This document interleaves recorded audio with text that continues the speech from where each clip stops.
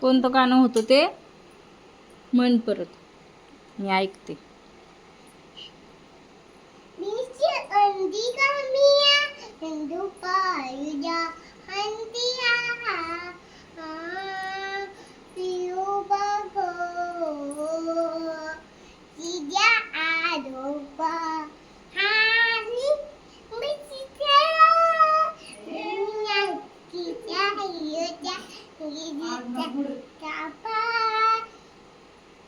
छान आहे म्हण.